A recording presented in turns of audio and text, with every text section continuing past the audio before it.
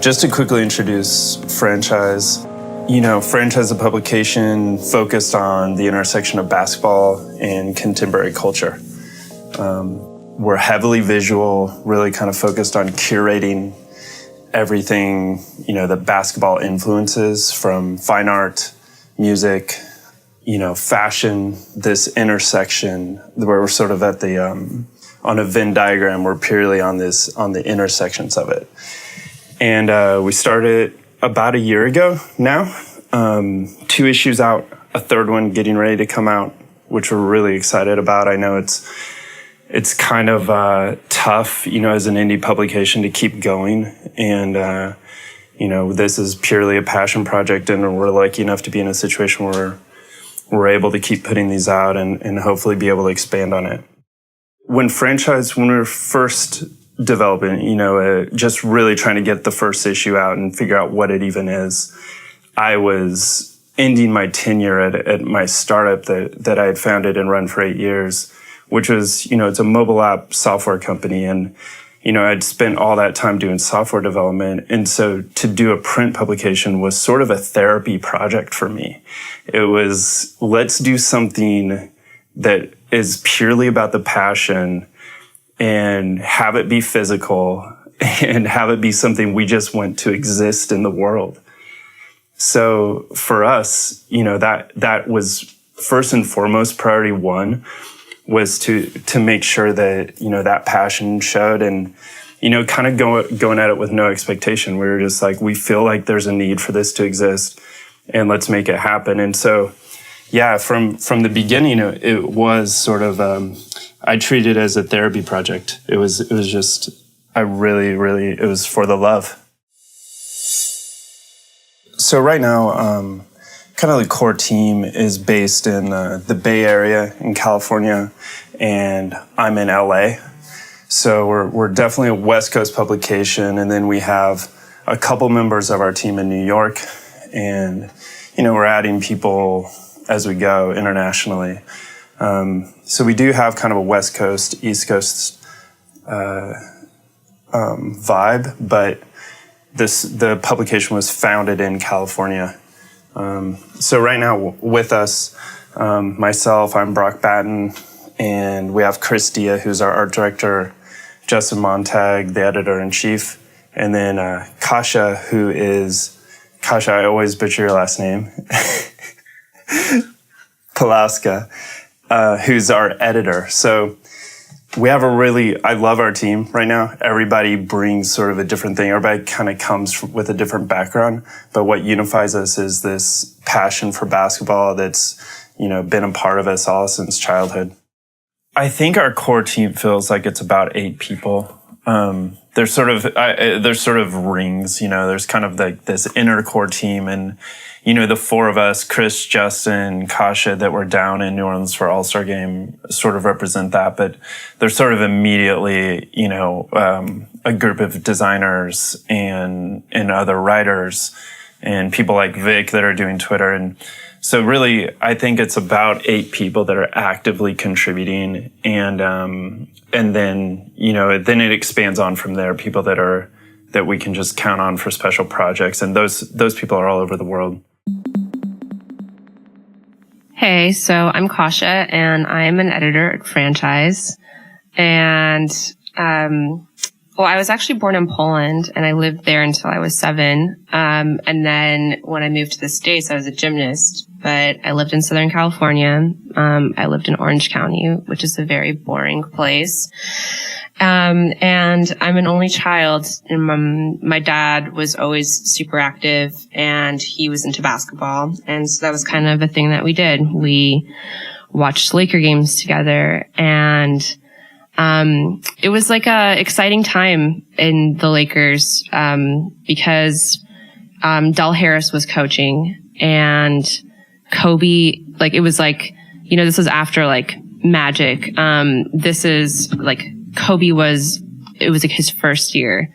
This was Kobe when he was still number 8. And, so it was Kobe and Shaq, and it was Nick Van Exel, who is this amazing ball handler. Sometimes I'm still at work and I'll just be Nick Van Exel highlight reel. But yeah, so we'd watch and we're like, oh, this guy's going to be good. And, I just always thought it was such a cool sport because like baseball, like American baseball, it's like a grim slog. It's like never ending, but basketball is exciting and, there's things happening and like the team was just getting better. And then, then there was like the three-peat and we'd go to games and like, yeah, I was just hooked. For myself and Justin, who's our editor-in-chief, we both grew up in Kansas, which it's kind of a funny place to grow up where basketball was an absolute obsession, particularly college basketball. And, the inventor of the game, Dr. James Naismith, was the first coach at the University of Kansas, where we both ended up going to uni. And so it's part of our culture is, my dad, from an early age, my dad had us with a basketball in our hands. Even in the cold winters, I'd be in the garage practicing dribbling and ball handling skills and, from as far as I can remember. So it's just kind of been a part of our life and a part of just growing up where we grew up. And we also grew up at a time when, in the late 80s and 90s when Michael Jordan was coming up. So, when you look back at, why this sport is so influential, how did sneaker culture develop and all this, you have to point at Michael Jordan and the Air Jordan. And, Chicago was the closest team to us. So my dad would take me, a couple times to fly to Chicago and go see a Chicago Bulls game and go see Michael Jordan. And, that was an obsession for me. I would just come home after school. I had a basketball goal you could lower down a little bit and just dunk in my driveway for hours until my hands and wrists were bleeding and go inside and watch Michael Jordan highlights on VHS. So that was just an absolute part of, our life. And, and then I also, at the same time was an artist and, of course, like making art influenced by, sports and basketball as a kid, and then I played all through high school and I had one basketball scholarship to a small college. And I took it just because I knew I would probably not make it, much further than that. But I took it just because I felt like, I had to prove that I could play the next level. And, I did that for a year and then, took off and moved to Italy to go to art school immediately after that and kind of shed, playing in the game and kind of shed it completely all of a sudden. But it's always come back around. I've done, as I've moved on in my career and, my previous company was a mobile app company and, I found ways to work with a lot of sports teams and, I developed apps for a lot of NBA basketball teams. And so there's a number of ways it's come back around to sort of have a foot in the door and be able to work with the sport in other ways besides playing the game. So it's always been a passion.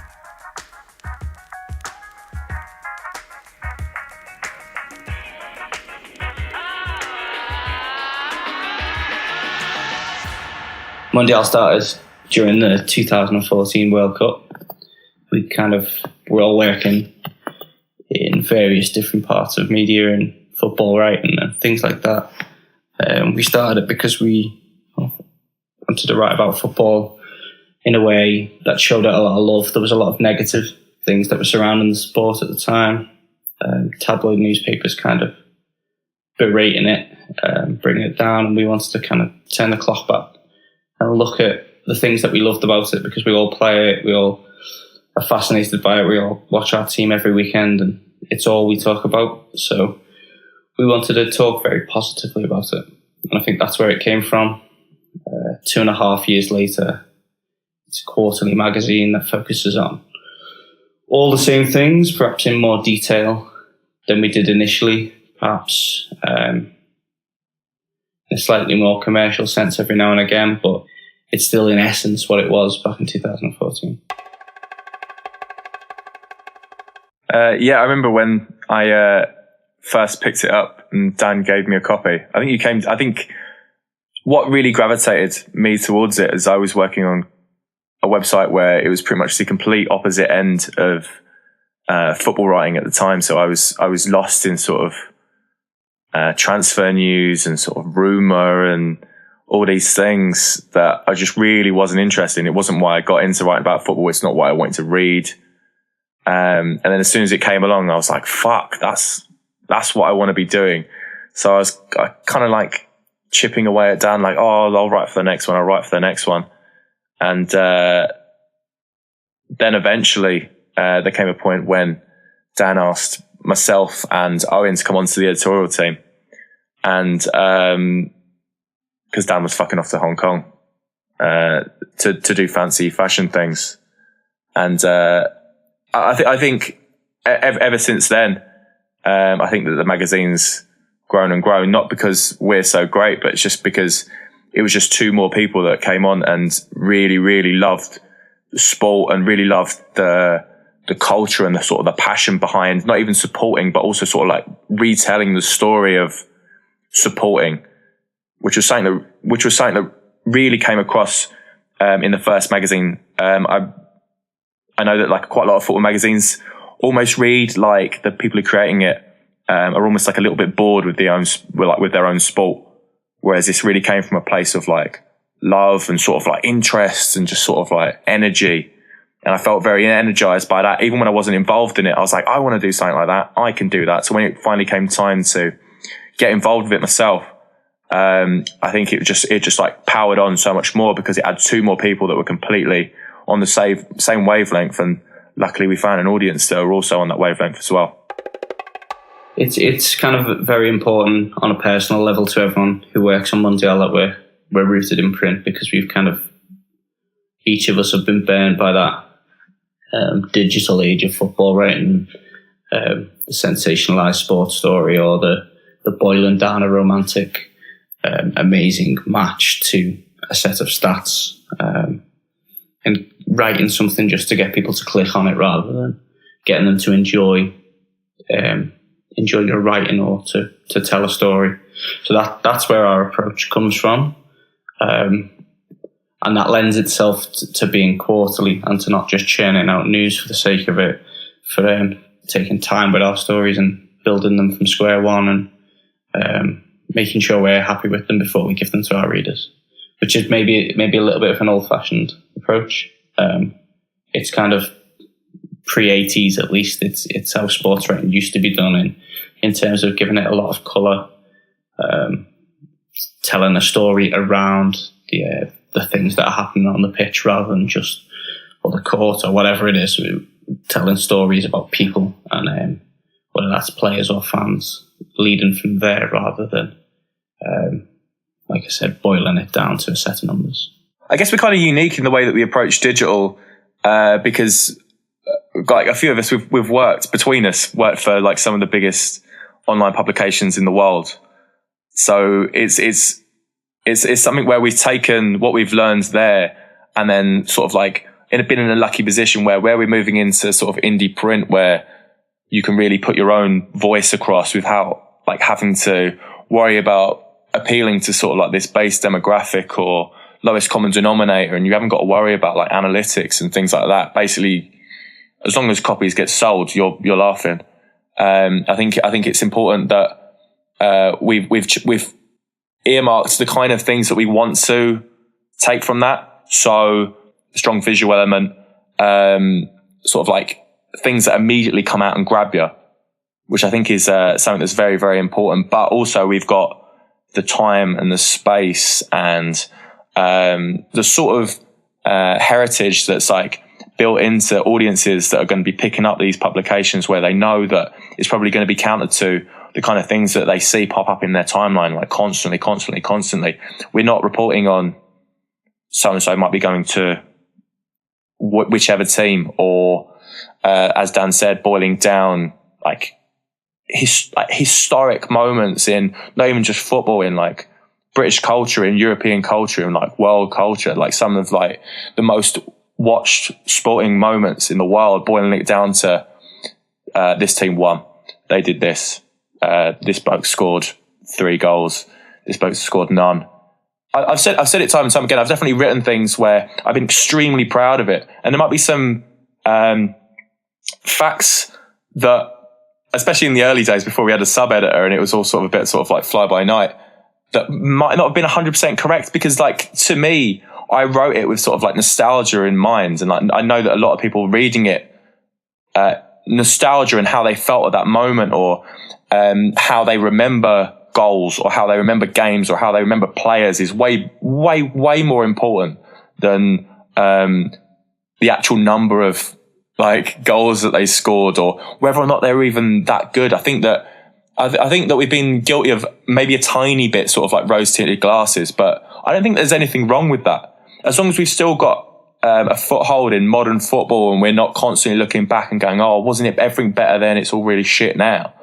I think it's just latching on to the kind of things that made us all fall in love with the game, like when we were kids. When I was a kid and I was watching like Zidane like dance around Brazilian defenders in like the World Cup final in '98, I wasn't going, oh, his pass completion rate is very high this game. I literally could not wait to run out to the garden and start doing pirouettes and just like splintering my fence with like this flat football. It's just, it doesn't really matter who even won. Like if you read our magazine sometimes, like you wouldn't even be able to tell who won half the games, because it's about so much more than that. And I think that online is definitely guilty of being a bit too prescriptive with statistics, definitely, and then sort of like leaving heart behind, because I think that everyone has to be sort of like very much like get in, get out. Here's your information. Thanks for reading. Also, here are some other articles that you might be interested in. Please click our sponsors. Whereas we haven't really got to worry about that. We know that people are buying it. They're sitting down on a train, or they're sitting down on a Sunday afternoon, cup of tea, feet up before the football starts, and they're willing to commit 45 minutes even to like some of our longest articles, or like 10 minutes, 20 minutes. If you look at a bounce rate, like I'm sure you guys know, like if you look at a bounce rate of a website, the average time spent on an article is like, if you're lucky, 15 seconds, 30 seconds. We got so much more time with that. And I think with that, we've been allowed so much more space to tell the kind of stories that we want to create. Yeah, I think what Sam says about the reasons we remember these footballers, or the reasons we love these footballers, even it's not necessarily a nostalgia thing. I think the reason Manchester United fans love Zlatan Ibrahimovic is the same reason they love Cantona, and that's not because their stats are comparable. That's not because they've achieved the same sort of thing in the game. It's because of what they do to their emotions and how they represent the team. It's like whether we look at nostalgic things or not. If you boil Diego Maradona down to how many goals he scored for which teams, that's not a very interesting thing. But if you talk about the hand of God, and you talk about his time in Naples and how he interacted with that community, they're very, very interesting stories. They're rich stories which talk about culture and talk about what interests us about football and the characters within the game. You don't get as we all know, you don't get time to do that online. It's to a much more niche audience than online caters for at the moment.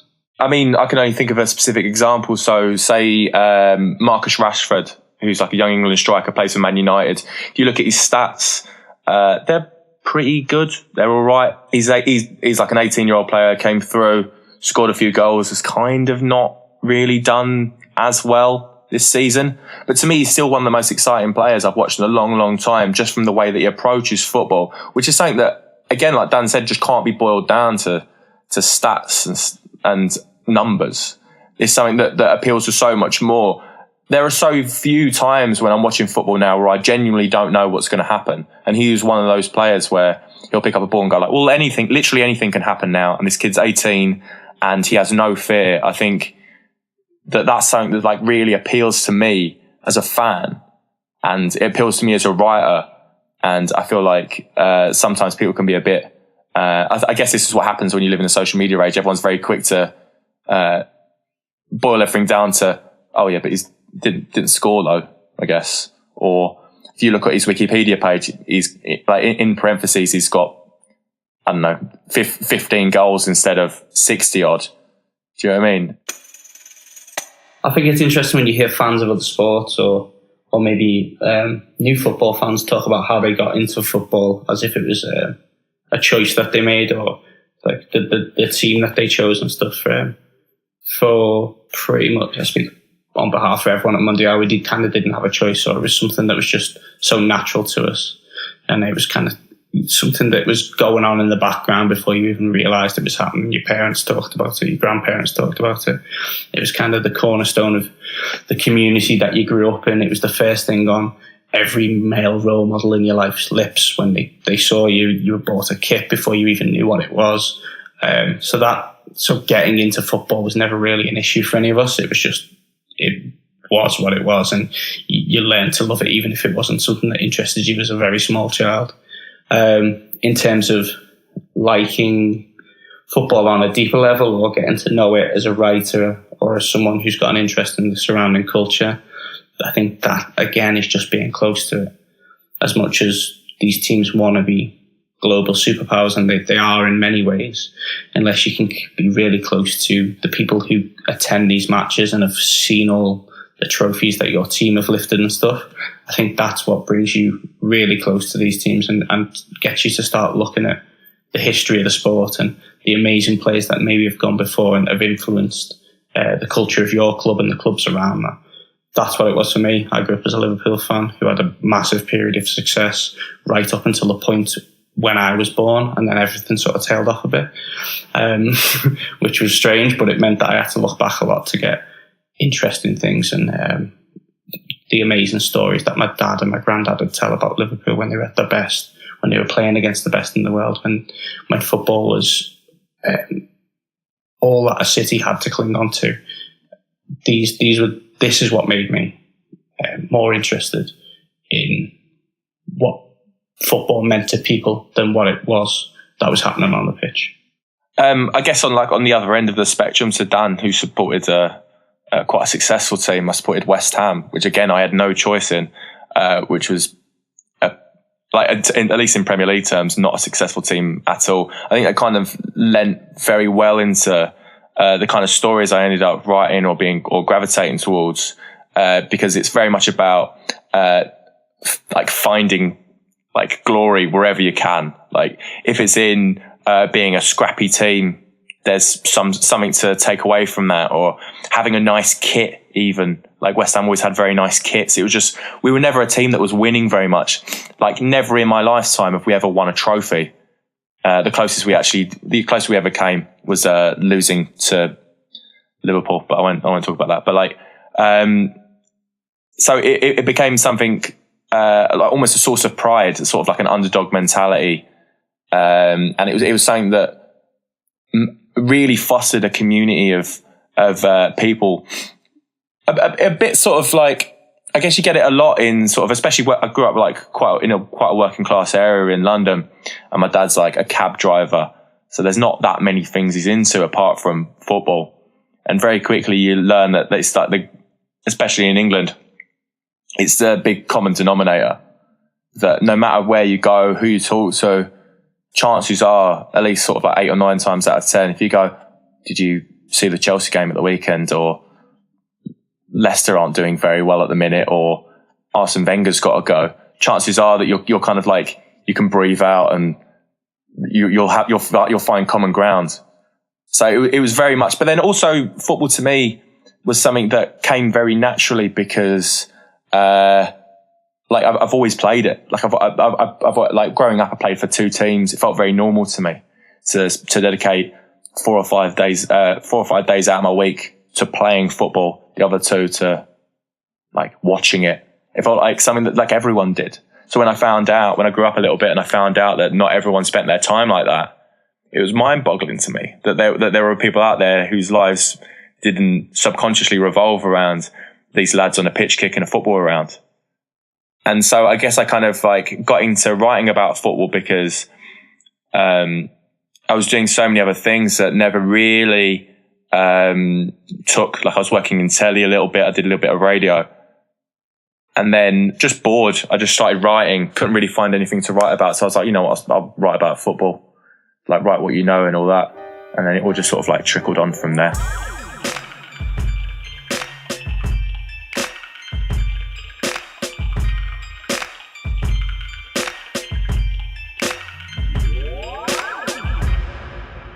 When something's in print, there's a credibility to it and maybe an authority, you know, outside, since everybody has a channel on social and anybody can kind of do that, you know, when you have something that feels nice in your hands and it feels more authentic maybe, and it's documented and it feels permanent.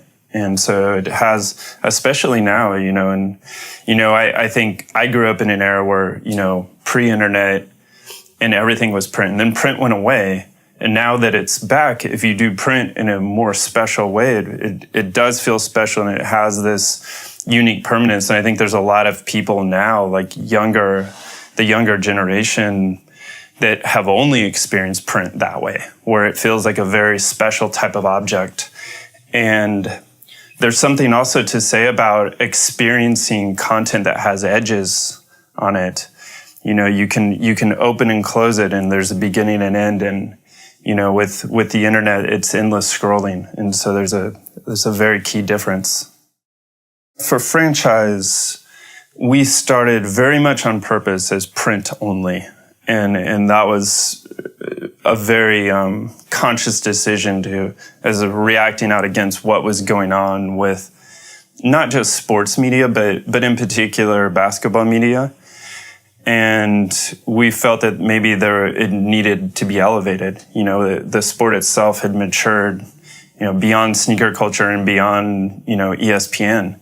And we wanted it to feel elevated. And for us, print was the way to do that. And we wanted to get that right out the gate. And, you know, for us also, it's an indie publication. It's not a big run. And so the idea is, how do we create, you know, something that feels like a collectible object and maybe has a sense of scarcity to it. And so that's been our strategy out the gate with stockists as well. We're working with, you know, kind of brands that we like, brands that we think already have a high level of curation, you know, like Undefeated, Opening Ceremony, Kith, Colette. So we're in some places that we think, you know, people already respond to and trust. And that's the way we wanted to roll out the brand. And rather than try to do something that was everywhere at the same time, it's like, let's make an object that, you know, you kind of have to find and discover.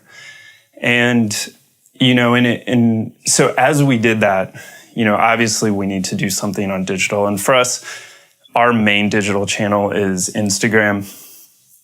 And that's a place we're a highly visual publication. And so it makes a lot of sense for us to spend a lot of time there, doing visual storytelling. And that's a chance for us to, do something constant. You know, our publication comes out about quarterly, and there's a lot of time in between issues. And so how do we kind of keep the audience that we're building? And Instagram's been the place for that. And we're growing that. We're starting to grow Twitter as well. But I think, you know, Instagram makes the most sense for us. But we're challenged with, how do we recreate the success of the print publication in digital?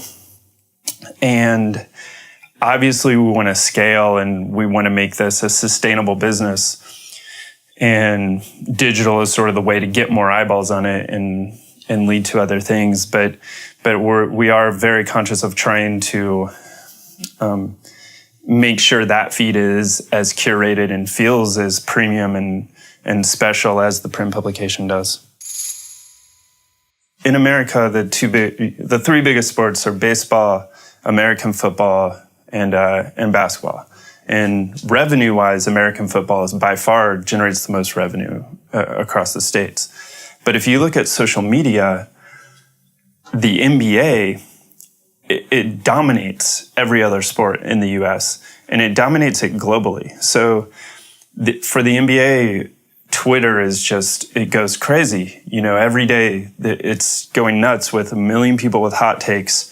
And it's huge in China. It's huge in Japan, Australia, Canada. It's all over. So there's so much going on digitally. And there's, and I'm very actively, reading things going on. There's so many people with great hot takes. And so that's something, do we want to just kind of jump into that fray? Or, how do we carve out our special place and have a channel that's worth checking out outside of that? So that's definitely a challenge because there is a ton of noise. I feel like those things are just kind of like pulling in both directions. Like sometimes I just get like really apathetic in my head and I'm just like, Idiocracy, the movie, is self-prophesizing every day. Like everything is about clicks and everyone's stupid. But then, there's like these really heartening figures too. Like, print media's coming back. Vinyl sales are like, so high right now. People like, tangible objects and they like depth. But I mean, like, I don't have a crystal ball. And yeah, I mean, I love like investigative journalism. I subscribe to the New Yorker. I get it in print every week and I always carry it with me. And I love just like really getting into an article. Whether it's like about like, high school kids and concussions, or it's like, about Pedro Almodovar, whatever. And I know that there's like, some like, really big sports people that like have like their version of that. Me telling my friends that like, I'm like, I'm working on Franchise, and before they see it, like, what's that? I'm like, it's this like magazine, but it's about like basketball, art and culture. And they're like, just like look at me like, that sounds really whack, because I think what they're thinking of is like, like basketball cards or something. And then they see it and they're like, oh, like I get it. This is like, it's like really nice, like product, coffee table book, collectible item. Like, yeah. I'm like, what did you think? Like these like tops or something? Like, no. I think that people might find it a bit tacky because it's populist. You literally can't find something that's more popular than, well, especially football being like the most watched sport, most played sport in the world. I think people are always going to sort of like feel a weird urge to kind of contradict and to go against what's like completely popular. So I think that people kind of go like, well, that's sports for meatheads. I'm like an intellectual. I don't need to do that. Don't need to read about it. Don't need to watch it really, because it kind of gets shoved down your throat anyway.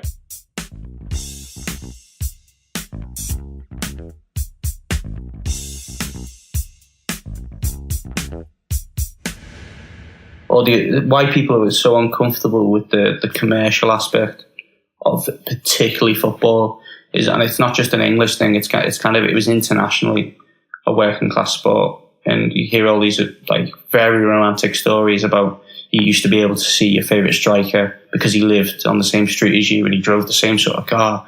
And, my granddad tells a story about Everton, and Alan Ball used to walk across the pitch with his boots slung over his shoulder and walk into the changing room because he lived 2 minutes from Goodison Park, Everton's ground. And so to see it change in the past 40 years from that to Paul Pogba having his own emoji is why people are kind of reacting in such a way, because it's such a short time for a sport to change in that way. Maybe that's why it's such a divided audience at the moment. You get people who are just getting into it and only know Pogba and Messi and Neymar, and you get this kind of older audience, this more established audience who are really uncomfortable with that fact about football. I think a lot of it comes down to a cultural difference between, without to paint too many, especially Americans, with like too broad a brush. I think that comes down to a way that advertisement is so ingrained into American culture. Like you'll watch a sporting event that has constant ad breaks, whereas that's just completely alien to us. Like so many people are so freaked out by the Super Bowl because every time there's a stop in play, there's an advert. Like that just doesn't make sense to us. I think a lot of Americans are so used to being sold to a lot that it makes sense, and they kind of like root for that player to get that amazing deal and to be like doing these like funny car adverts and like and that kind of thing. Whereas in the UK, it's almost like what Dan said about Raheem Sterling and the stories that came out in the tabloids about him buying his mum a house. This is a millionaire who came from like pretty much nothing, treating his mum. But whereas in the US, at least like from my knowledge of it, that would be treated as a thing that's like a really great story, something to be like to take pride in.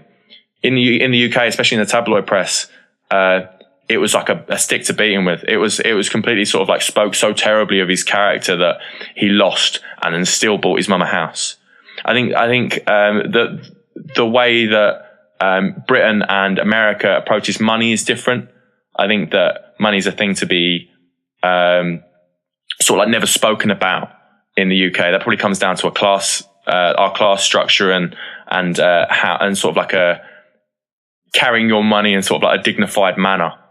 There's a reason why people like Colin McGregor do so well in America, because it kind of like leads into that sort of all the traditional sort of like the cliched notions of American dream, because like people want to see ostentation. They take it as something. When you got to look at the president of the United States, it's a bloke who led on a campaign of ostentation. Look at me, vote for me. I've got a big gold hotel. That kind of thing would never fly here. Everyone's constantly sort of like not pleading poverty, but they're made to almost feel like ashamed of them making money, which has always felt like a very strange thing to me. Like I'd love to approach it in the same way that Americans approach it, but it's ingrained in me that I'm like, don't really like people showing off their money. It's only very recently where I've gone like, yeah, good for you. Like, yeah, go spend your money. Go buy your mum a house. Go buy a gold car. You get $300,000 a week. That's what I'd be doing. Whereas I think it's a massive cultural difference. Well, I guess there is like this, kind of like to commercialization. There is this sort of like, it's just like this kind of like blatant like capitalism. And it is like this kind of like extreme thing. And that's not cool. It's not appealing. It's very overt. I'm not kidding you. I was at the store the other day and I saw NFL branded yogurt for men. It was black. It was a tub of yogurt. It was like Oikos Greek yogurt. It was black and it really stood out. I'm like, what is this? I have to go investigate. And I look at it and it's NFL branded. And so I'm there with like my gay friend and I'm like, do you see this? And he's like, ugh. And he's like, well, like, you can't bring in your like gay Noosa yogurt. And I'm like, what would Kyle and Trevor think? You need to buy the NFL yogurt. Like, that's black. So once again, I'm like, yeah, commercialization and like this, like just cheesiness. I feel like for like, a while, like at the like late 90s, there was just this like, I think like, was it like the Timberwolves like old logo? I don't know. It's just like, it was kind of cheesy and ugly. Now like teams are kind of like coming around like, with like rebrands and it's just looking more suave. It's sort of one of these things with sports and the commercialization, money, it's inseparable and it's it's only going to, get deeper ingrained.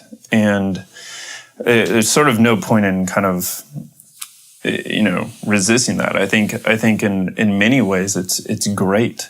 And it's great for the fans. It's great for the players. I mean, the NBA now is the players themselves are getting flushed with cash. There's so much money pumping into the league through TV contracts and sponsorships and that's getting distributed to these players. And, and then you see an effect after that because now these players have enough money to do investments. And there's a lot of players starting VC funds now and investing in tech and investing in other things. And so there's so many positives to it. And yeah, I think for us as an indie publication, it's like, okay, how do we exist in that space and go beyond working with brands that are, going beyond a full page ad, where, we want to work with brands in a more authentic way. And, so then how do you do native sponsorship in a way that aligns with your brand values? So I think, for us, it's for publications, and I think also for even individual athletes involved in the sports. I think if you if you define your own values, whether they be personal or kind of your company or publication values, you have a North Star to help guide you as you work with brands and as you're sort of dealing with money and, how does the publication survive and scale and stay afloat? And we want to keep doing this, so it needs to make money. But, how do we do it in a way that we're all happy with?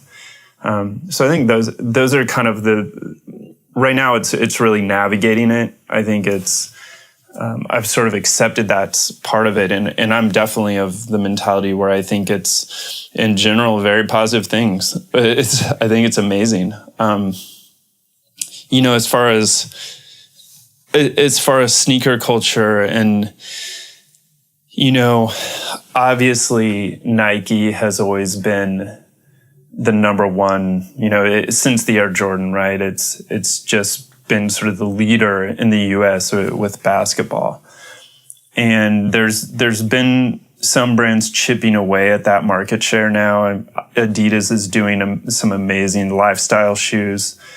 And, now we're starting to see Under Armour come in and try to chip away at the performance market. And with Under Armour in particular, because they have Steph Curry, they're going after a much younger audience. They've sort of recognized they aren't going to convert people that grew up with Jordans. Like we're never going to go and switch to Under Armour. So they're going after kids that are in elementary school. And for those kids, they want the Currys. They have the player that those kids that resonates with those kids, and that's what they want. And I was talking to a buddy of mine who's got a kid in elementary school, and he was having to explain brands to him because he thought Nike was sort of the umbrella brand for everything, and he didn't really understand that Adidas and Under Armour and all these things were not, part of Nike. So he explained it to him. But, the way they react to it, they ask for the Currys. They don't ask for Under Armour and things like that. So they don't really know that yet. They're responding to players. Steph Curry seems in many ways like an average human. He's not that tall. He's not big and strong like LeBron James or something where, there's certain players that they're superheroes. They're just enormous humans and big and powerful. And that's why they're so dominant. And somebody like Steph Curry, a kid in high school can look at Steph and be like, you know what? I'm about his height and weight, and I could do that. And, and Steph has a baby face and kind of his demeanor. So I think he really responds with the younger generation. And, he's somebody they can look up to, and just his style of play. It's not physical. It's, hey, I'm going to step back and shoot 30-foot 3-pointers. And, and then he's had a couple amazing seasons and dominated the league doing that. So I think that's really why he's resonating. A lot of the stories we tell are attached to brands.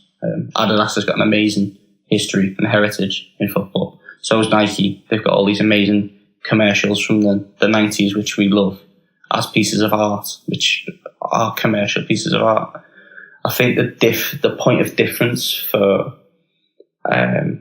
football compared to maybe American sports is that American sports have been directly involved in commercial things a lot longer, and Michael Jordan's Nike deal is part of the culture of the game, and the band shoe is part is woven into the history of the sport. Whereas you look at his contemporary in football, Diego Maradona, he wears Puma, but that's not really part of his story at all. He's kind of, the best players are always the rebels who strike out against that sort of thing. He's got a Che Guevara tattoo. He'd pretend to not want and to love money. That's his character. Cruyff removing a third stripe from his Adidas Holland kit because he had a deal with Puma and didn't want to play that game. All those players who kind of, they are associated to brands, but it's nowhere near as much part of their story as Steph Curry and Under Armour is, or Michael Jordan and Nike is. So I think that's a key difference. So we'll tell parts of these stories which are really pertinent, but it's not as directly woven into the fabric of the sport, or at least it wasn't until very recently.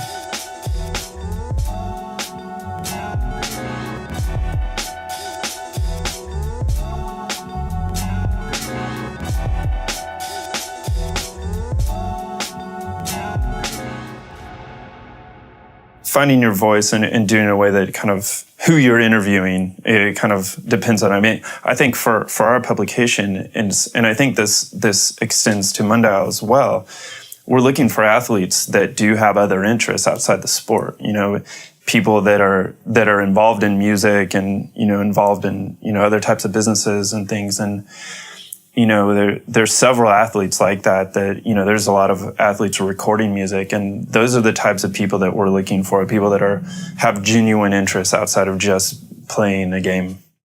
You know, when you do get access to the player, it's sort of an internal challenge of, you know, what is our take and sort of how do we talk to an athlete kind of about what's going on in the moment, but do it in a way that sort of represents our brand.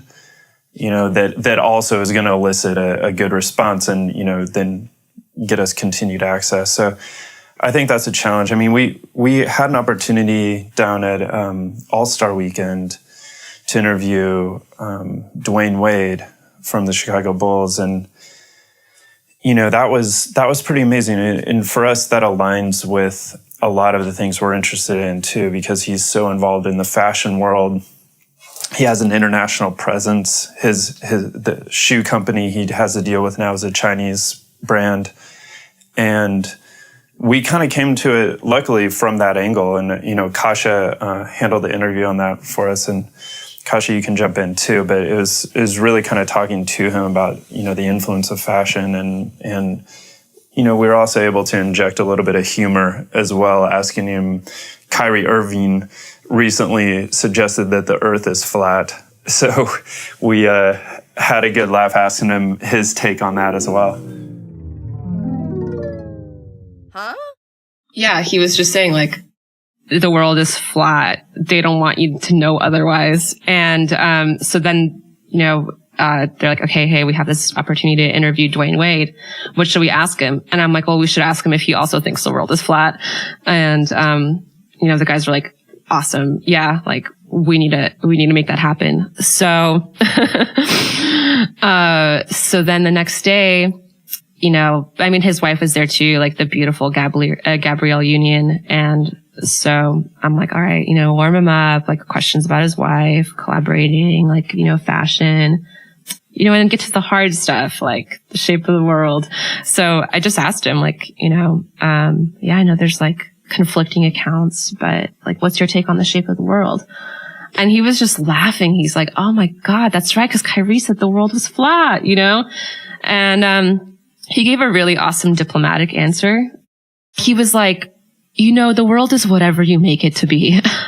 I'm like, no, it's not flat though.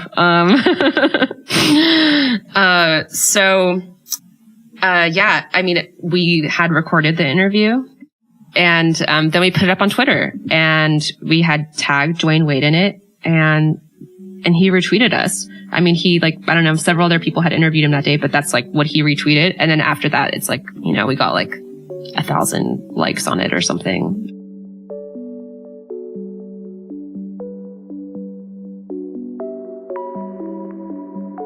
Talking with Amanda and, you know, like I met Lauren at All-Star Weekend.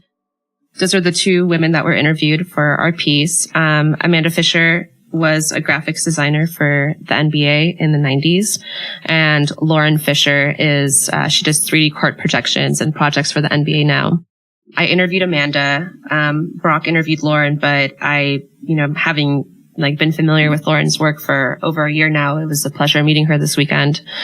And it's just, I forget it, at times because I'm surrounded with very good men in my life, but you kind of realize yeah, that's right. As a woman, you're automatically this outsider. It's sort of what is your place here? There's been times where why I'm here has been questioned, or if we're looking at something, it's someone starts mansplaining or just straight up being oh, here, why don't you have your boyfriend, show you what this is? And it's no, I know what's going on. I don't need it explained.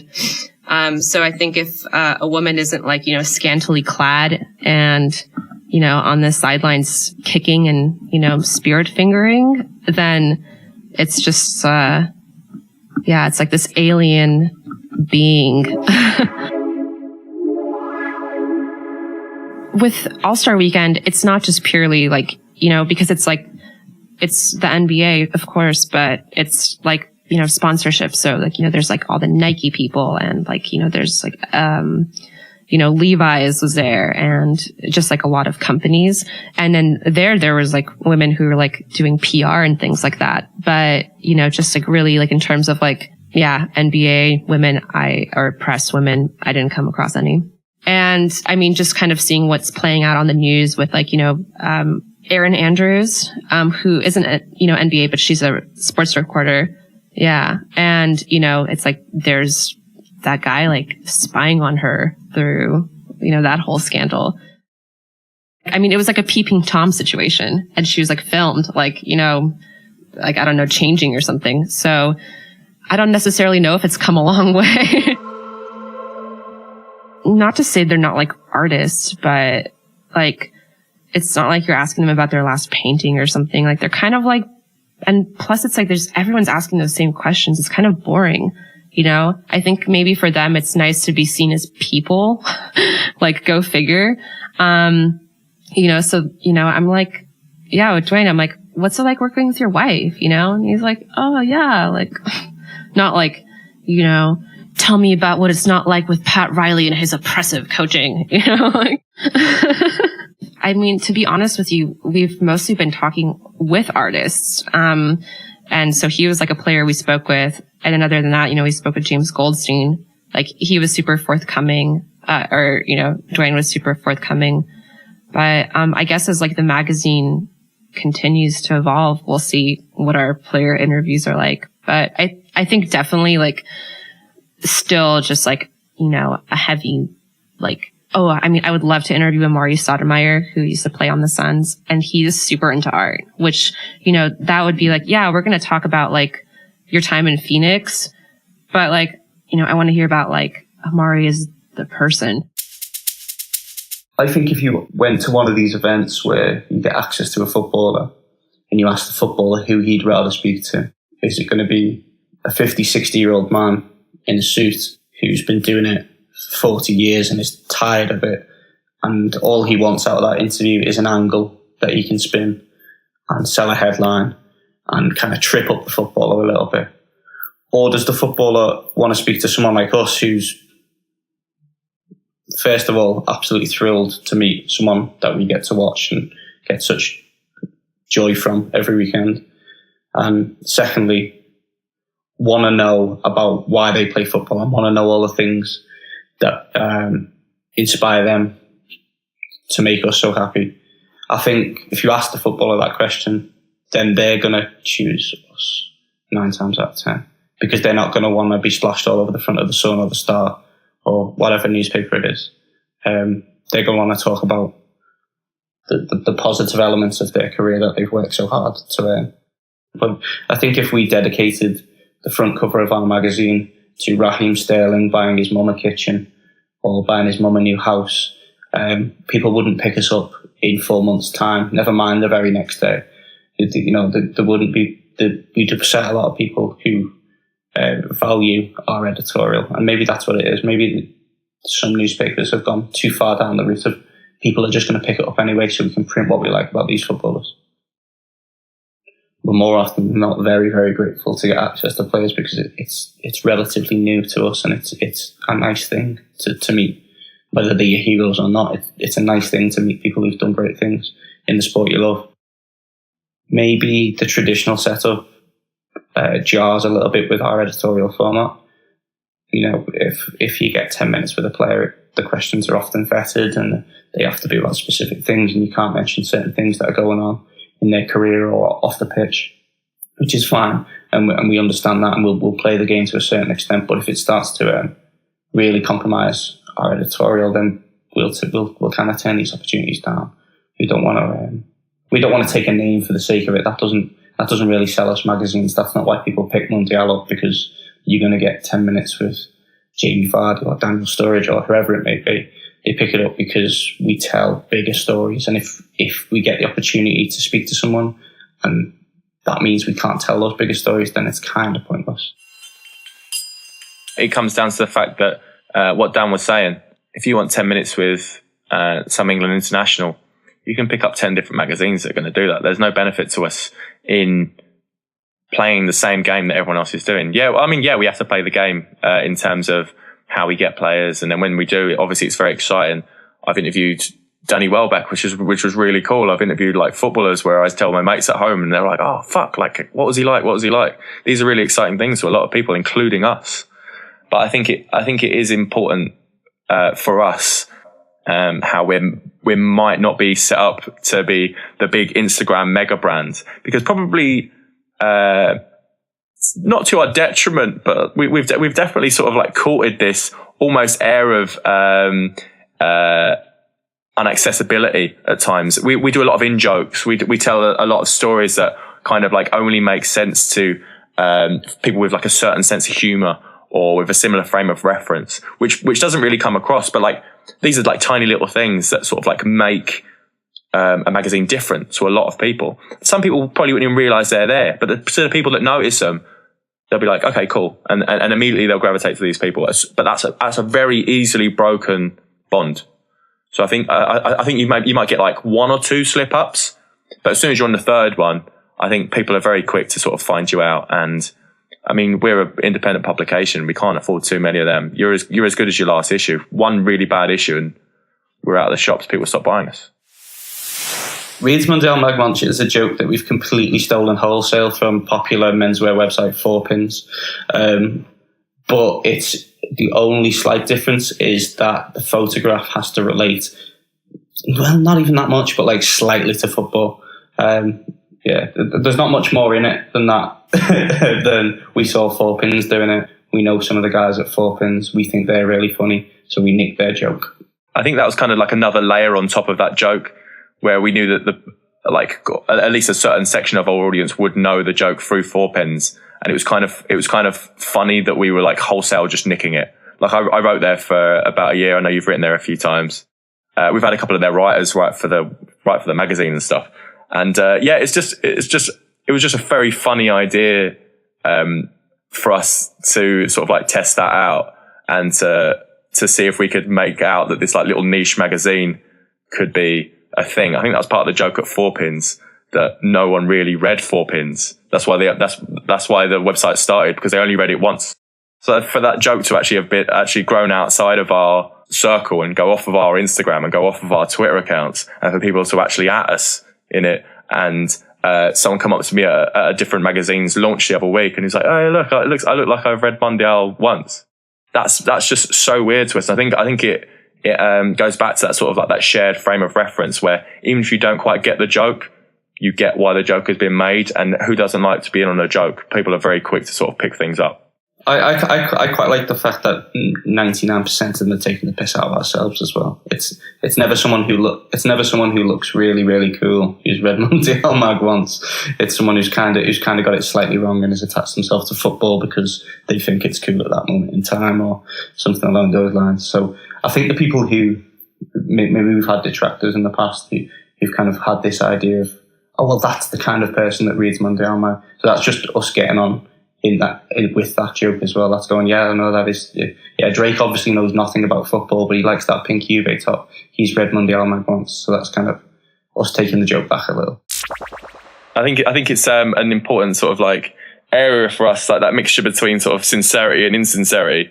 We're very sincere about the things that we care about, which are usually quite insincere things. Like I'll write like a heartfelt ode to like a nutmeg, or Dan will like wax lyrical about a really nice pair of football shorts. I think that sort of like that irreverence is like what people need, I guess, because like there's so many other people that just take themselves so seriously and that refer to themselves as journalists. As soon as someone refers to me as a journalist, I like visibly cringe. I didn't go to journalism school or anything. So it becomes one of those things where we kind of like, we set our stall out early and we take the piss out of ourselves, sort of like almost to like do it before anyone else does. But it's become sort of like a badge of pride now.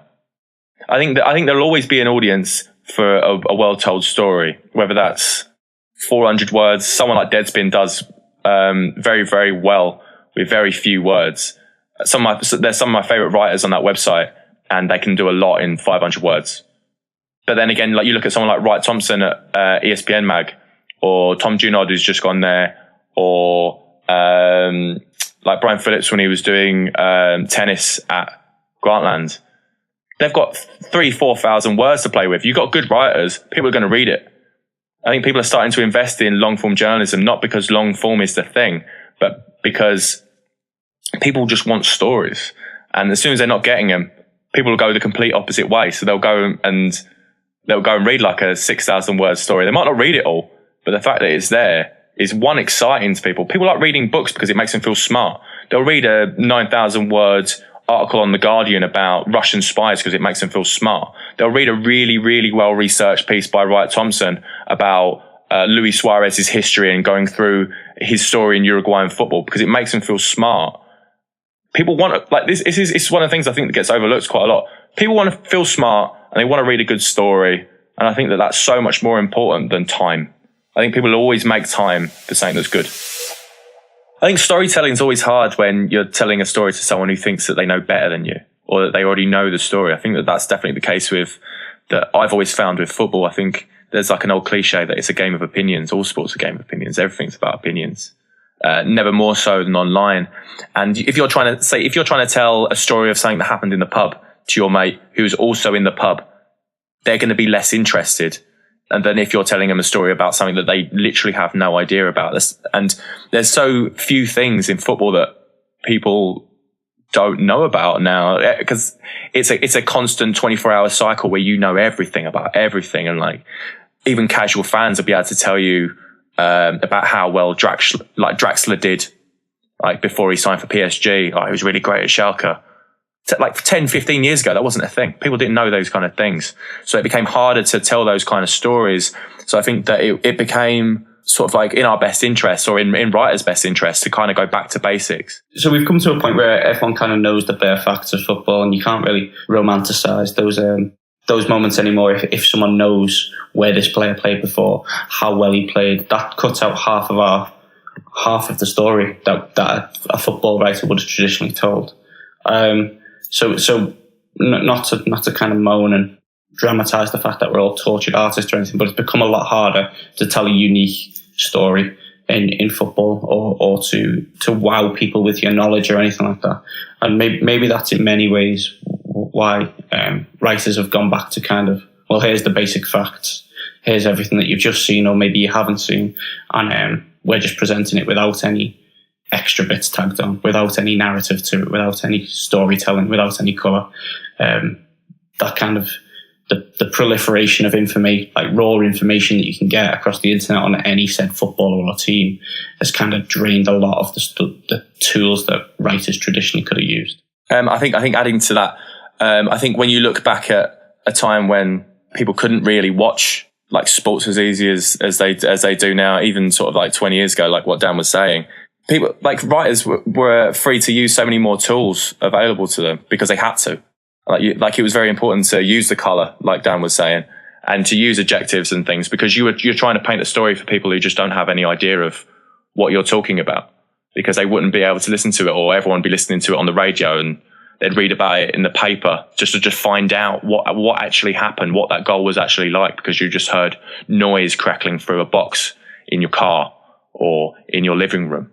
So I think using those tools that are traditionally of a past generation on, say, especially younger readers who have never really grown up with that. I remember it blowing my mind when I went back and read Esquire of like the 80s or even like the early 90s, and sports writing way before that in the New Yorker and Sports Illustrated and all these amazing magazines.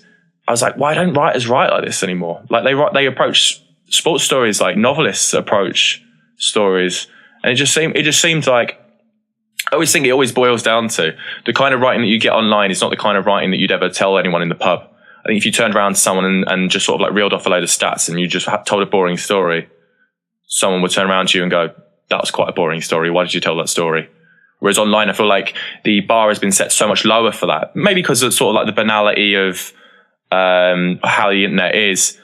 But yeah, I feel like we're trying to do something that is kind of like a throwback to a different age of sports writing. Probably better writers now than there may have ever been, but there's also more writers now than there's ever been. So it's very easy to sort of like jump on it and go, sports writing is not as good as it used to be. But like there are fantastic writers writing for, like, you've only got to look at how many great sports writers there were at Grantland just at one single publication. There's probably like 10, 15 of my favorite writers. But then also, I'd say if you even just pick one football club, say you pick Arsenal, there's probably about 1,000 different Arsenal blogs. Each one of those has one or two different writers. Some of them had 15 different writers. Everyone thinks that they can write because, especially with Twitter and Facebook, social media, that all that kind of thing has given everyone an equal platform to speak, which is obviously great in so many different aspects. But sometimes, just because you've been given a platform doesn't mean that you have to take it. Just because you've been given the microphone doesn't mean you have to speak. Do you know what I mean?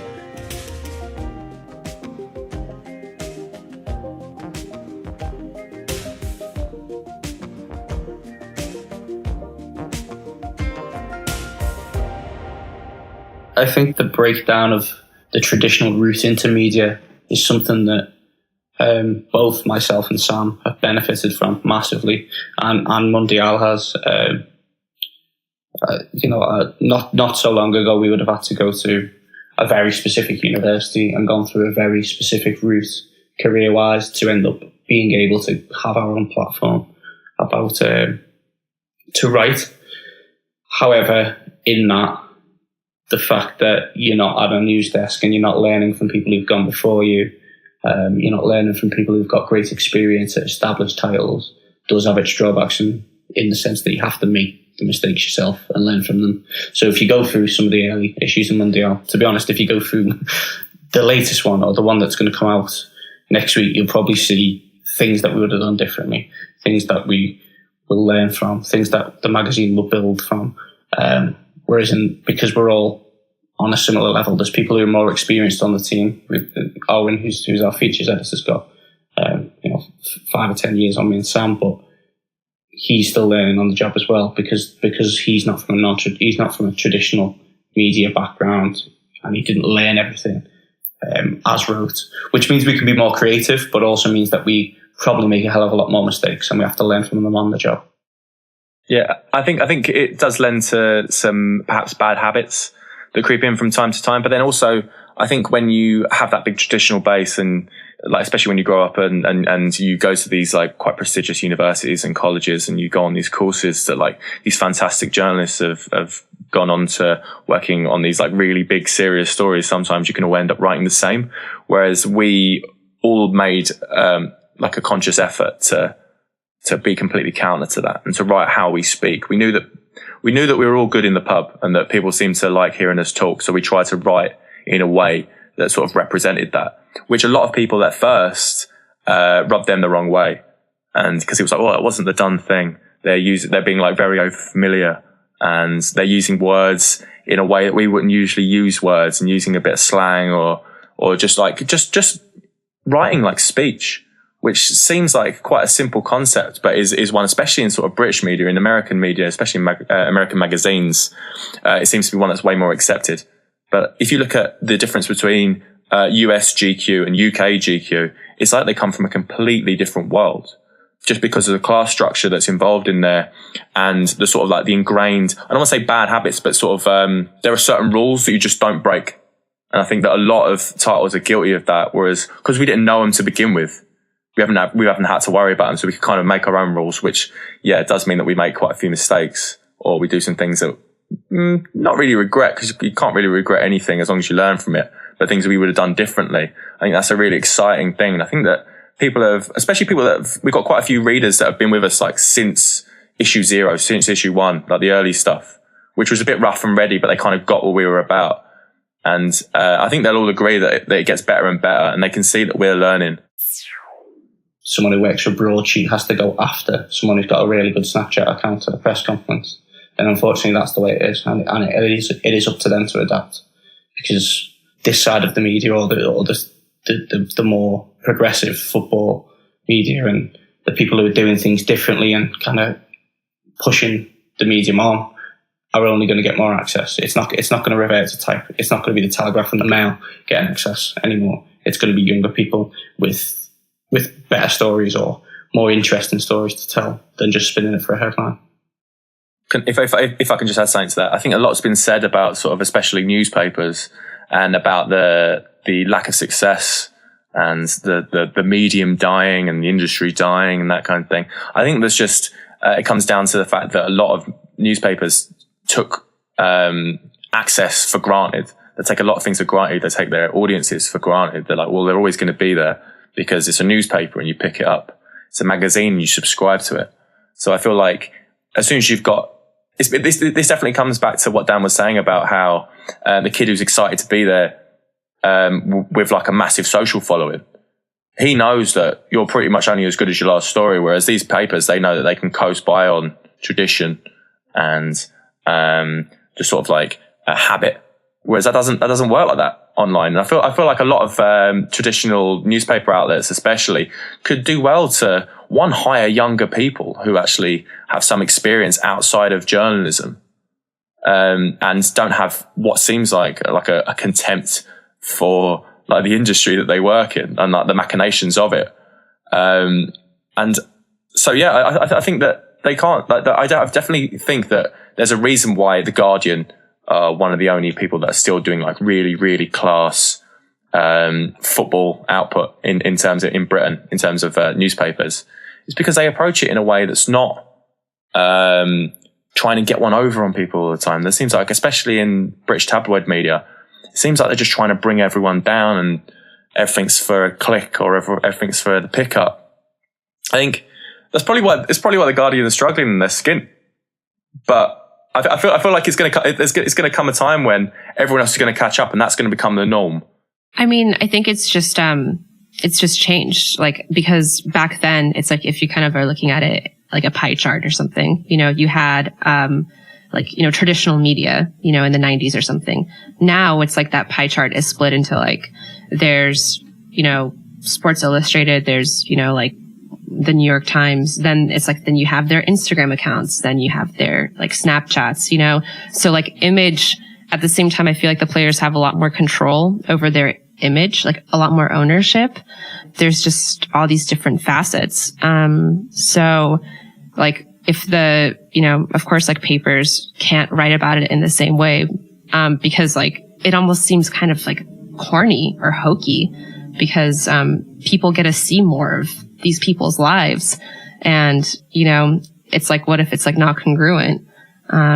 So I feel like it's almost like safer for them just to kind of give like a play-by-play of things that are happening, and then let the, other stimulus, like other action be like accounted for in those other like avenues.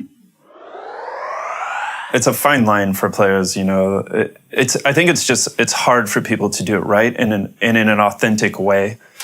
And there's sort of very few athletes that are active on social media and speak their minds, but do it in a way that's, either sort of independently good, they're showing leadership or whether it be political or otherwise in ways that would be good, whether or not they're an athlete or not. I think that's tough. somebody like Dennis Rodman would probably be arrested, in today's, with the number of cell phone videos, I would imagine, of him. Some players like that, I'm just thinking you'd probably just end up in jail. He's just this, a transcendent figure as far as really pushing what's acceptable on the court and off the court. He was pushing boundaries the entire time. So he sort of is perfect. You could kind of put him in any era and he'd be a celebrity and he'd be a star. But yeah, I think with the amount of documentation now, he would have a lot of trouble, continuing to have a job. Players who we adore and we hold up, and we get excited about their faults as much as we do the good things about them. And you build a whole story around George Best, and he had many faults, but he did amazing things. And that's part of his character. And there's a million of them in football. You don't get the chances to get away with things anymore. We don't have to go on about Raheem Sterling's house. We can go on about anyone of the past 15 years, from Robbie Fowler right through to Wayne Rooney. Anyone who's been in the public eye doesn't get a chance to express themselves for good or bad. And the way we view stars of this generation in 30 years will probably suffer for that. One thing that we've seen in the States is the NBA in particular has really embraced social media and really lets its players speak their minds. And obviously in the political climate right now, in the Trump era, there's a lot to say. and the NBA has been very active in the NBA itself has been very active, in speaking its mind. And a lot of players are. So that's one thing that I think that as far as sports in the States, the NBA is definitely by far maybe the most lenient on what they do. Obviously, everybody has handlers and, brand sponsorships, and everybody wants to, be mindful of all that. There are some players doing it really well. In particular, there's a young player named Joel Embiid who's from Africa, and turns out, to be not only an amazing rookie, he's going to get Rookie of the Year.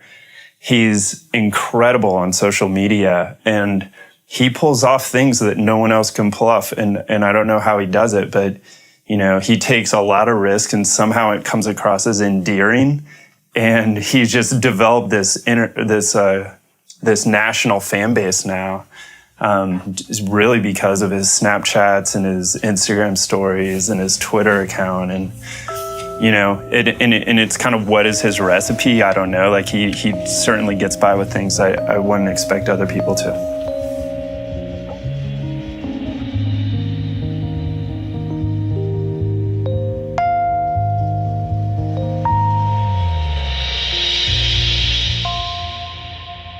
For the NFL, I think it has a lot to do with the sport feels like maybe a pre-digital era sport.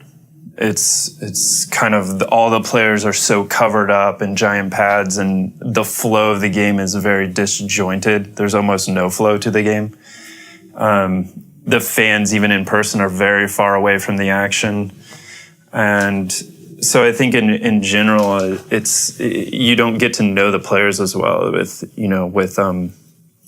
football and basketball, where you see the players, they're not wearing pads, and you get to know them, and they have personalities that you can see. And I think that's resonated. I think, also just for this season with the NFL, it's, even though ratings were down a little bit in general, that league makes so much money, and it's still by far the most, has the biggest TV deals and generates the most revenue in the States, for a league. But yeah, the NBA is growing and growing, and they're signing their new TV agreements are, amazing, and they're growing internationally much faster than any other sport. And so I think that's going to help them, quite a bit. And, I think the sport itself just lends itself to television. I think more the games are shorter than American football, and it's much more of a joy to watch. I think it's naturally, I say naturally, it's changed quite considerably since the price of the game has gone up, and the kind of people, talking euphemistically, the kind of people that used to go to the football, so sort of a more traditional working class kind of fan, has been driven out a little bit more. It definitely seems to suit a more affluent family atmosphere now. Like, going back to my personal experience, West Ham recently changed their stadium from a very small family club, which had like a lot of soul and a lot of personality to it, but did have a history of some, like, should we say, naughtiness or some negative aspects. Whereas now they've gone to a completely homogenized Olympic stadium where everyone's been priced out. It's been taken out of an area where it was so key to community and to shops and to so many businesses around it, so many families that had grown up around it. It's been taken away from that now, and it's been put into a very gentrified area in Stratford, in the middle of, like, what is essentially like a wasteland. And so the kind of fans that are going to go to those games now are naturally going to be so much more different. And, like, to be honest, I've got no problem with people who are sort of like fair weather fans, or they're just getting into football, or want to take their kids to football without, like, being scared that someone's going to be, like, throwing drinks at them and stuff like that. It's kind of things that used to happen in British football, and way worse than drinks. But yeah, I think it's changed for the better in terms of, obviously, like, safety and, like, facility, kind of like quite cold things. Especially someone who hasn't got kids, I can like waylay safety pretty easily.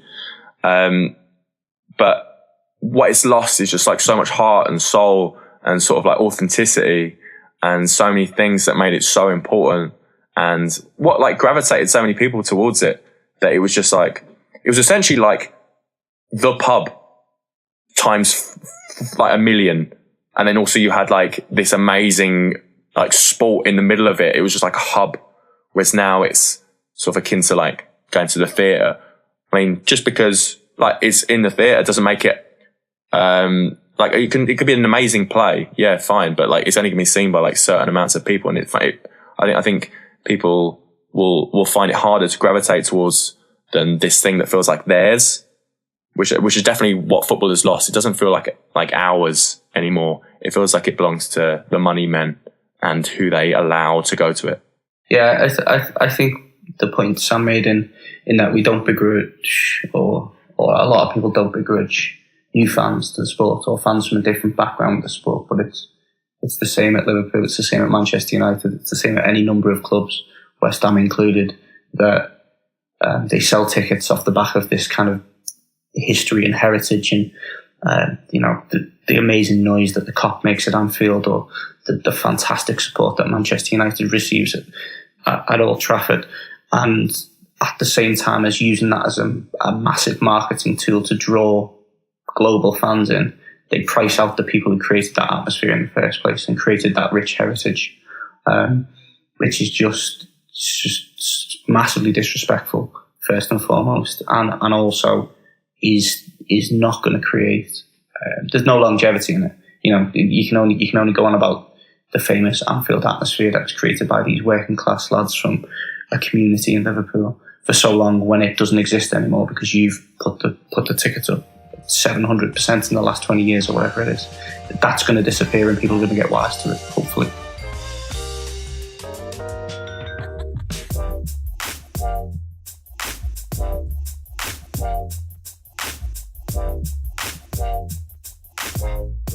When we were at NBA All-Star Weekend, we had the opportunity to watch some games in VR, and that was incredible. It was, they're setting up VR cameras, in the first row, basically center court, underneath the basket, and you can watch, live action from these seats that are, for like a Warriors game, those seats are $30,000.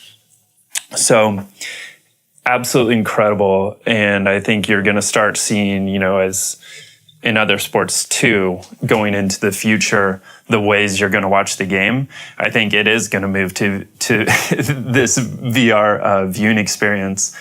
And I could imagine a scenario where you're paying to watch, maybe paying a little more to sit closer to the action, and almost selling virtual seats in that respect. So pretty incredible, though. I'm very skeptical going in of any VR experience, and I came out of that kind of pretty impressed, and I kind of immediately saw that, hey, this might be the future.